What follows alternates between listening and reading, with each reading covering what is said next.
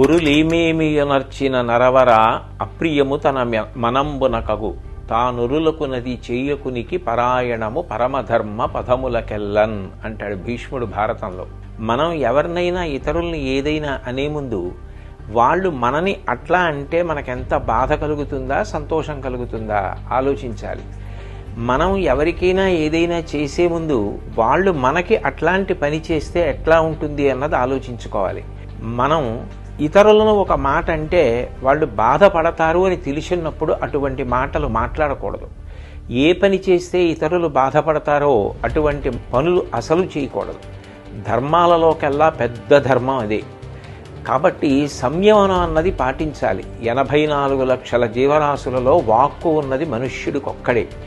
ఆ మనుష్యుడు తన వాక్కుని 10 మంది శాంతి కోసం సంతోషం కోసం వాడాలి తప్ప ఇతరుల మనసులు గాయపడడానికి మాటని వాడకూడదు.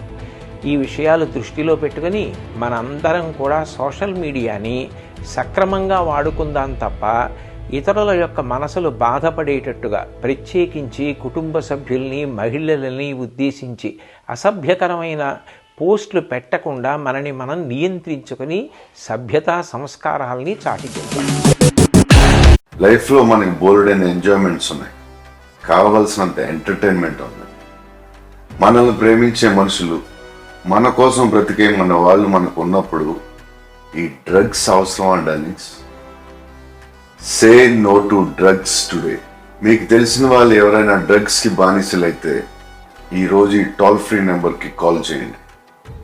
వారు పూర్తిగా కోలుకునే విధంగా తెలంగాణ ప్రభుత్వం చర్యలు చేపడుతుంది. సోషల్ మీడియాలో లైక్స్ కోసం, వ్యూస్ కోసం ఫాల్స్ న్యూస్ని స్ప్రెడ్ చేయకండి. ఇవన్నీ కాదని వ్యూస్ కోసం ఇంకొకరిని న్యూస్ చేయకండి. అసత్య ప్రచారాలకు దూరంగా ఉందాం.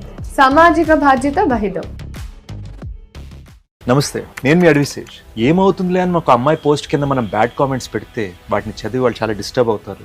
ఏం కాదులే అని మనం ఫేక్ న్యూస్ని షేర్ చేసినా అదే నిజం అని చాలా మంది జనం అనుకుంటారు. సో కాస్త ఆలోచిద్దాం, బాధ్యతగా ఉందాం. ఫేక్ న్యూస్ షేర్ చేయొద్దు, బ్యాడ్ కామెంట్స్ పెట్టద్దు.